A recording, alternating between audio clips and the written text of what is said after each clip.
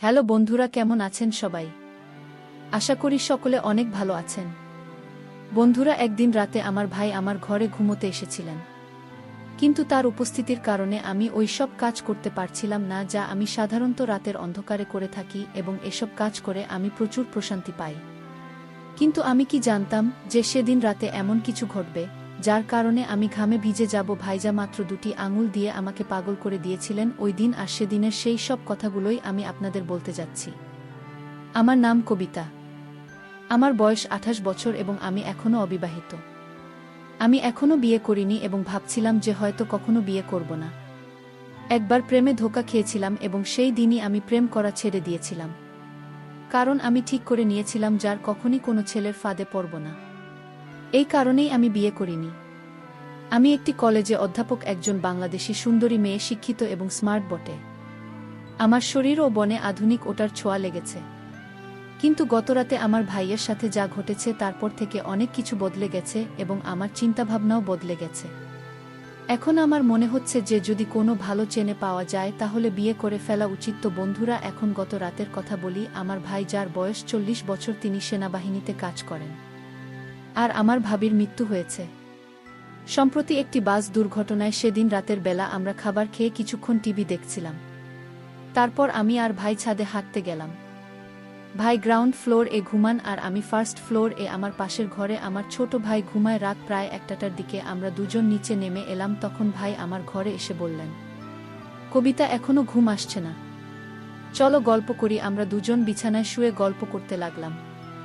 মাঝে মাঝে ভাই তার মোবাইলে গেম খেলছিলেন আর আমি আমার মোবাইলে লোকেদের স্ট্যাটাস দেখছিলাম। এমন সময় জোরে বৃষ্টি শুরু হয়ে গেল, আর হালকা ঠান্ডা বাতাসও বইতে লাগলো, যা আমরা দুজনেই খুব পছন্দ করি।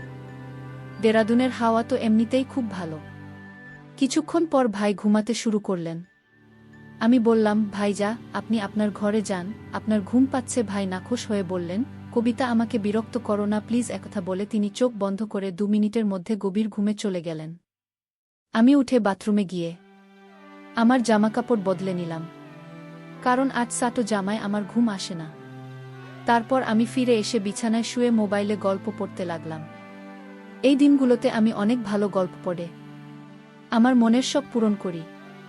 কিন্তু আমার ভাই তখন আমার সাথে ঘুমিয়ে পড়ার কারণে আমি আর সেই সব কাজ করতে পারছিলাম না যা আমি সাধারণত রাতের অন্ধকারে একা ঘুমানোর সময় করে থাকি। কিন্তু আজ ভাইয়ের কারণে আমি বেশি কিছু করতে পারছিলাম না, তাই মোবাইল রেখে ঘুমানোর চেষ্টা করলাম। কিন্তু গল্পের চিন্তা আমার মাথায় ঘুরপাক খাচ্ছিল, আর ঘুম আমার থেকে দূরে সরে যাচ্ছিল। রাত গভীর হতে লাগলে আমার মনে এক অদ্ভুত অস্থিরতা বাসা বাঁধতে লাগল। ঘুম তো ছিলই না, আর মাথায় সেই গল্পই চলছিল যা আমি ঘুমানোর আগে পড়েছিলাম। সেই গল্পটি আমার ভেতরে এক অদ্ভুত আলোড়ন তুলে দিয়েছিল, আর আমি নিজেকে শান্ত করতে পারছিলাম না। ভাই পাশেই ঘুমাচ্ছিলেন, আর তার নাক ডাকার শব্দ আমাকে আরও বেশি বিভ্রান্ত করে তুলছিল।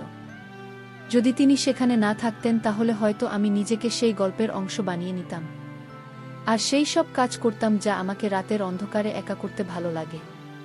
কিন্তু আজকের রাতটা ছিল একটু আলাদা। আমি আমার নিজের চিন্তায় ডুবে গিয়েছিলাম। এমন সময় হঠাৎ ভাই পাশ ফিরলেন আর সোজা হয়ে বসলেন। আমার চোখ অজান্তেই সেই দিকে চলে গেল, আর আমি যা দেখলাম তাতে আমার পায়ের নিচের মাটি সরে গেল। ভাই খুব পাতলা ধুতি পরেছিলেন, আর তার কারণে এমন কিছু দেখা যাচ্ছিল যে দেখে আমার লজ্জা করে গেল। আমার অবস্থা আরও জটিল হয়ে গেল। লজ্জা তো দূরের কথা, আমি আমার চোখ তার দিক থেকে সরাতেই পারছিলাম না। মনে এক অদ্ভুত অস্থিরতা চলছিল। একদিকে আমি নিজেকে নিয়ন্ত্রণে রাখার চেষ্টা করছিলাম, আর অন্যদিকে আমার ভেতরের অস্থিরতা বেড়েই চলছিল। সত্যি বলতে কি, এখন আর আমি সহ্য করতে পারছিলাম না।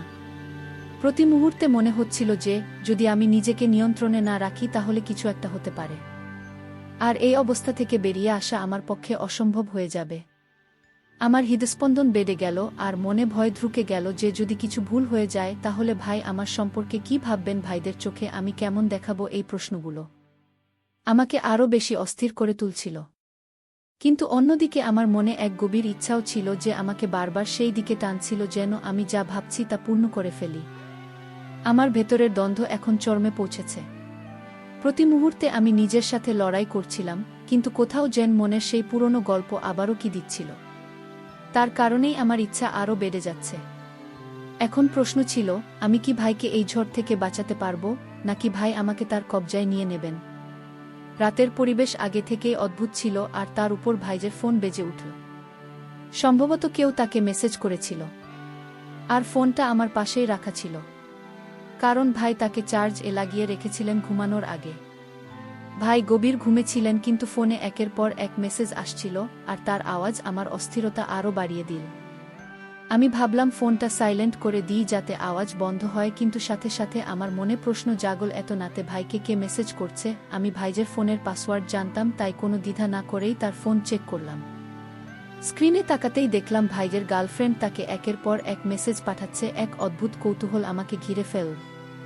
আমি ভাবতে লাগলাম কিভাবে ভাইয়ার ফোনের শেষবার ভিডিওটা একবার দেখিনি। ভিডিওতে কি আছে? ভিডিও চালু করতেই আমার চোখ কেন থমকে গেল। আমি যা দেখছিলাম তা বুঝতেই পারছিলাম না। ভিডিওতে যা দেখানো হচ্ছিল তা আমি কখনোই ভাবতে পারিনি। একটি ভিডিও শেষ হতেই আমার মধ্যে পরের ভিডিও দেখার তীব্র ইচ্ছা জেগে উঠল। আমি পরের ভিডিওতে ক্লিক করলাম, আর মুহূর্তের মধ্যে সব ভিডিও দেখে ফেললাম।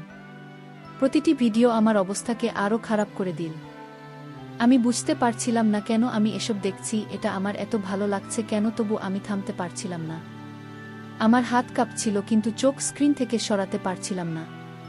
সময় যত গড়াচ্ছিল আমার অস্থিরতা তত বাড়ছিল।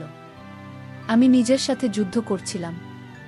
আমি কি করছি এই প্রশ্ন বারবার আমার মাথায় ঘুরপাক খাচ্ছিল, কিন্তু আমি নিজেকে নিয়ন্ত্রণে করতে পারছিলাম না। সেই ভিডিওগুলো আমার ভেতরে ঝড়কে আরও বাড়িয়ে দিচ্ছিল। এখন আমার মধ্যে এক অদ্ভুত সাহস এসে গিয়েছিল, বলা যায় আমি আমার ইচ্ছার কাছে অসহায় হয়ে পড়েছিলাম। আমি সিদ্ধান্ত নিয়েছিলাম, যা হবে দেখাই যাক। এখন আমি ঠিক সেই কাজটাই করতে যাচ্ছিলাম যা আমি দীর্ঘদিন ধরে থামানোর চেষ্টা করছিলাম। আমার হাত কাঁপছিল, হৃদস্পন্দন তীব্র হয়ে উঠছিল। আমি ধীরে ধীরে ভাইয়ের কাছে গেলাম, আর তার পাশে শুয়ে পড়লাম। কিন্তু হঠাৎ এমন কিছু হলো যেন কিছুই হয়নি, মনে হুলস্থুল পড়ে গেলেছিল। কিন্তু আমি নিজেকে সামলে রেখেছিলাম। কিছুক্ষণ আমি ঘুমের ভান করলাম, যাতে যদি হঠাৎ সে জেগে ওঠে তাহলে মনে করে আমি গভীর ঘুমে আছি। হৃদস্পন্দন তীব্র হচ্ছিল, কিন্তু আমার চেহারায় শান্তির ছাপ ছিল। তারপর আমি ধীরে ধীরে আমার পা ভাইজের উপর রাখলাম, যেন ঘুমের মধ্যে অজান্তেই কিছুক্ষণ থেমে গেলাম। আর ভাই নড়াচড়ার অপেক্ষায় ছিলেন, কিন্তু কোনো নড়াচড়া হলো না। সে তখনও গভীর ঘুমে ছিল। আমার পায়ের নিচে তার উষ্ণতা অনুভব করছিলাম। আর কিছু একটা শরীর শান্ত ছিল, কিন্তু তার মনে আর এক গল্প চলছিল। আমার পায়ের নিচে তার আকাশ স্পষ্ট অনুভব হচ্ছিল। তার কড়া আওয়াজ আমার ভেতরের সব জটিলতাকে আরও বাড়িয়ে দিয়েছে। আমার হৃদস্পন্দন তীব্র হয়ে উঠছিল, আর সেই ভয়ে যা আমাকে সব সময় আটকে রেখেছিল এখন স্পষ্ট হয়ে উঠছিল। এখন আমি নিজেকে নিয়ন্ত্রণ করতে পারছিলাম না। সময় যত গড়াচ্ছিল আমার ইচ্ছা তত শক্তিশালী হয়ে উঠছিল। আমি জানতাম যদি এখন নিজেকে নিয়ন্ত্রণ না করি তাহলে এমন কিছু ঘটবে যা থেকে ফিরে আসা সম্ভব হবে না। কিন্তু কিছুক্ষণের মধ্যেই আমার মনোযান যুদ্ধ করছিল, আর আমি ধীরে ধীরে আমার হৃদয়ের কাছে হেরে যাচ্ছিলাম। আমি আবার আমার পা হালকা করে সরিয়ে নিলাম, এটা বোঝার জন্য যে তার ঘুম কত গভীর। কিন্তু কোনো নড়াচড়া হলো না। এখন আমার মন ঠান্ডা হচ্ছিল, আর শুধু একটা কথাই মনে ঘুরপাক খাচ্ছিল। রাত আর নিস্তব্ধতা আমার ভেতরে এক ঝড় তুলে দিয়েছে। প্রতি মুহূর্তে আমার সাহস বাড়ছিল। আমি যে পদক্ষেপ নিয়েছিলাম এখন তা থেকে পিছিয়ে আসা সম্ভব ছিল না। কিন্তু তখন আমি জানতাম না যে সে ঘুমায়নি। আসলে সে গভীর ঘুমে ছিল না। গরম শুরু থেকেই ঘুমের ভান করছিল। আমার প্রতিটি পদক্ষেপ সে আগে থেকেই জানত। যা আমি অনিচ্ছাকৃতভাবে করেছিলাম তা ভাই ইচ্ছাকৃতভাবে দেখছিলেন। সম্ভবত আমাকে শাস্তি দেওয়ার জন্যই ভাই চুপচাপ শুয়েছিলেন। আমি একেবারেই জানতাম না যে তার চোখ বন্ধ থাকল তার মস্তিষ্ক পুরোপুরি জাগ্রত ছিল। আমার হৃদয়ে টানাপূরণ চলছিল। কিন্তু ভাইয়ের কোনো প্রতিক্রিয়া না দেখে আমি আরও উত্তেজিত হয়ে উঠলাম।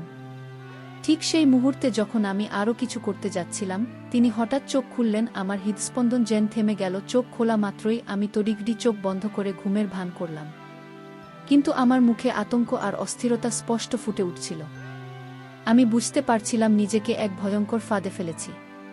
কিন্তু যা হতে যাচ্ছিল তার জন্য আমি মোটেও প্রস্তুত ছিলাম না। তখনই ভাই আমাকে এই অবস্থায় দেখে ফেললেন। কিছু বলার আগেই তিনি কোনো লজ্জা বা দ্বিধা ছাড়াই এগিয়ে এলেন। এরপর যা ঘটল তা আমার জন্য এক গভীর আঘাতের চেয়ে কম নয়। টানা 4 ঘন্টা ধরে তিনি আমার সাথে এমন কিছু করলেন আমি কখনো ভুলতে পারবো না। সেই মুহূর্তগুলো আমার পুরো বিশ্বটাকে বদলে দিয়েছে। কিন্তু এই গল্পের শেষ এখানে নয়। ওই 4 ঘন্টায় যা ঘটেছিল তার সম্পূর্ণ সত্যতা আমি আপনাদের পরের পর্বে বলবো।